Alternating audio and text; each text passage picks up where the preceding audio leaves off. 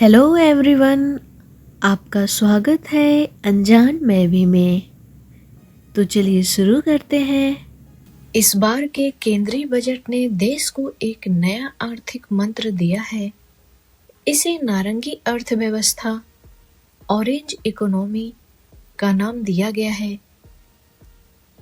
यह भारत के विकास की उस नई अवधारणा का प्रतीक है जो ईंट गारे या भारी मशीनों पर नहीं बल्कि मानव मस्तिष्क की असीम रचनात्मकता पर टिकी है। दरअसल जब हम इस अर्थव्यवस्था से देश के विकास की बात करते हैं तो हम एक ऐसे भारत की कल्पना कर रहे होते हैं जो दुनिया का कारखाना बनने की बजाय विश्व का विचार कक्ष बनने की ओर अग्रसर है। यह बदलाव भारत की आर्थिक तकदीर बदलने की क्षमता रखता है, क्योंकि यह हमारी सबसे बड़ी ताकत, हमारी युवा आबादी और समृद्ध संस्कृति का सीधा उपयोग करता है। वैश्विक स्तर पर देखें तो आज दुनिया के विकसित देश अपने सकल घरेलू उत्पाद जीडीपी का बड़ा हिस्सा बौद्धिक संपदा और रचनात्मक उद्योगों से प्राप्त करता है। भारत का यह कदम उसे वैश्विक महाशक्तियों की कतार में खड़ा करने की एक सुविचारित रणनीति है। नारंगी अर्थव्यवस्था, ऑरेंज इकोनॉमी का मूल सिद्धांत यह है कि एक विचार, एक डिजाइन या एक कहानी तेल के कुएं या सोने की खदान से भी अधिक मूल्यवान हो सकती है। परंपरागत अर्थव्यवस्था में संसाधनों की एक सीमा होती है, लेकिन रचनात्मकता का स्रोत अनंत है। वर्ष 2026-27 के बजट में सरकार ने एनिमेशन, गेमिंग और अन्य डिजिटल सामग्री निर्माण को जिस तरह प्राथमिकता दी है, वह इस बात का संकेत है कि भारत अब अपनी बौद्धिक संपदा से धन कमाना चाहता है। अब तक हम दुनिया के लिए कोडिंग करते थे, विदेशी कंपनियों के लिए डेटा पर काम करते थे, लेकिन उत्पाद उनका होता था और असली मुनाफा भी उन्हीं का होता था। मगर नारंगी अर्थव्यवस्था इस समीकरण को बदल देती है। जब भारत में बना कोई वीडियो गेम, कोई फिल्म या कोई फैशन डिजाइन दुनिया भर में बिकता है, तो उसका मालिकाना हक भारत के पास रहता है। यह सेवा प्रदाता से मालिक बनने की यात्रा है जो देश के आर्थिक स्वाभिमान को नई ऊंचाई देगी। जब हम किसी विदेशी कंपनी के लिए काम करते हैं तो हमें एक बार भुगतान मिलता है, लेकिन जब हम किसी रचनात्मक उत्पाद के मालिक होते हैं तो वह उत्पाद हमें वर्षों तक और कभी-कभी पीढ़ियों तक कमाई करके देता है। यही वह तरीका है जिसने अमेरिका और जापान की अर्थव्यवस्थाओं को इतना मजबूत बनाया है। अब भारत उसी राह पर चल पड़ा है। देश के विकास में इस अर्थव्यवस्था का सबसे बड़ा योगदान रोजगार के स्वरूप को बदलने में होगा। भारत के पास दुनिया में सबसे अधिक युवा है, लेकिन हर युवा इंजीनियर या डॉक्टर नहीं बन सकता। लाखों युवाओं के पास कलात्मक प्रतिभा है। कोई अच्छा चित्रकार है, कोई संगीतकार है, तो कोई कहानियां लिख सकता है। अब तक इस प्रतिभा को केवल शौक माना जाता था, जिससे आजीविका नहीं चलती थी। मगर नारंगी अर्थव्यवस्था ने इन हुनर को उच्च भुगतान वाले करियर में बदल दिया।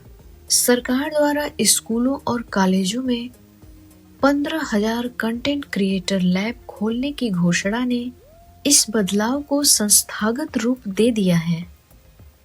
जब एक साधारण परिवार का बच्चा स्कूल में ही डिजिटल कला और डिजाइन की बारीकियां सीखेगा, तो वह भविष्य में नौकरी मांगने वाला नहीं, बल्कि अपनी कला के दम पर दुनिया से काम लेने वाला बनेगा।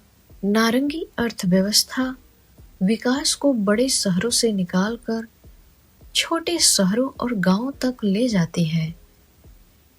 एक बड़ी फैक्ट्री लगाने के लिए जमीन, बिजली और परिवहन की जरूरत होती है, जो विशेष औद्योगिक क्षेत्रों में ही संभव है। मगर रचनात्मक के लिए केवल एक कंप्यूटर, इंटरनेट और एक कुशल दिमाग की जरूरत होती है। आज भारत के एक छोटे शहर या कस्बे का कोई भी ग्राफिक डिजाइनर घर बैठे अमेरिका या यूरोप के ग्राहकों के लिए काम कर सकता है। यह भौगोलिक बाधाओं को पार कर आर्थिक अवसरों का विकेंद्रीकरण है।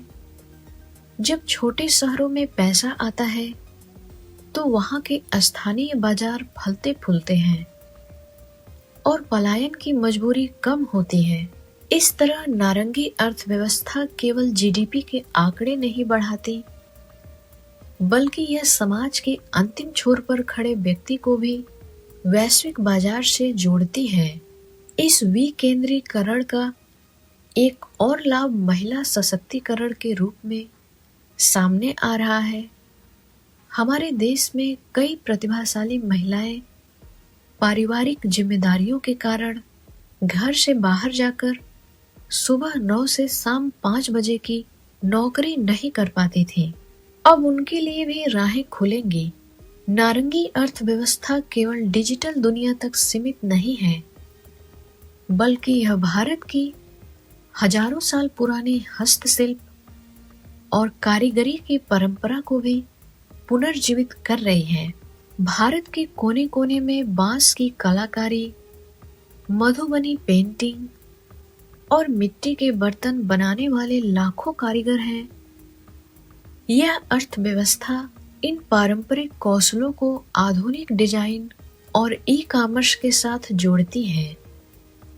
जब एक आदिवासी कलाकार की बनाई पेंटिंग को डिजिटल रूप में बेचा जाता है, या जब खादी के कपड़ों को एक फैशन ब्रांड के रूप में दुनिया के सामने रखा जाता है, तो यह परंपरा और तकनीक का एक अनूठा संगम होता है। यह वोकल फॉर लोकल अभियान को लोकल फॉर ग्लोबल में बदलने की शक्ति रखता है।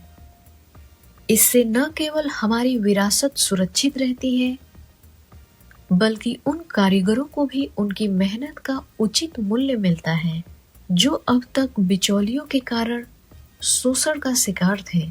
कृत्रिम बुद्धिमत्ता के संदर्भ में ऑरेंज इकोनॉमी भारत के लिए एक सुरक्षा कवच है। जैसे जैसे मशीनें इंसानों के नियमित काम छीन रही है, यह सवाल उठता है कि भविष्य में इंसान क्या करेगा। इसका उत्तर रचनात्मकता में छिपा है। मशीनें गणना कर सकती हैं, लेकिन वे मानवीय संवेदनाओं के साथ मौलिक सृजन नहीं कर सकती। इसलिए रचनात्मक क्षेत्र में निवेश करना देश के भविष्य को सुरक्षित करना है। यह सुनिश्चित करता है कि हमारी आने वाली पीढ़ियां तकनीकी रूप से सक्षम होने के साथ साथ मानवीय रूप से भी प्रासंगिक बनी रहे। जब मानव मस्तिष्क की कल्पनाशीलता कृत्रिम मेधा की गति के साथ मिलती है, तो परिणामों की गुणवत्ता कई गुना बढ़ जाती है। भारत का युवा वर्ग जो तकनीक को बहुत जल्दी अपनाता है, इस सह अस्तित्व का सबसे अच्छा उदाहरण बनकर उभर सकता है। जब रचनात्मक उद्योग बढ़ता है, तो इसका फायदा सिर्फ कलाकारों को नहीं मिलता। इससे हार्डवेयर बनाने वाली कंपनियों की बिक्री बढ़ती है, इंटरनेट डेटा की खपत बढ़ती है और पर्यटन को बढ़ावा मिलता है। इससे स्थानीय टैक्सी वालों, होटल वालों और दुकानदारों की भी आय बढ़ती है। यानी एक रचनात्मक विचार पूरी अर्थव्यवस्था में धन का प्रभाव बढ़ा देता है। वास्तव में ऑरेंज इकोनॉमी भारत के आत्मविश्वास की एक नई कहानी है। यह इस विश्वास की बहाली है कि भारतीय दिमाग केवल नौकरी करने के लिए नहीं, बल्कि नए आविष्कार और नई दुनिया रचने के लिए बना है। जब देश का युवा अपनी शर्तों पर, अपनी भाषा में और अपनी संस्कृति के रंगों में दुनिया को कुछ नया देगा तो उसी से विकास की सार्थकता परिभाषित होगी। धन्यवाद।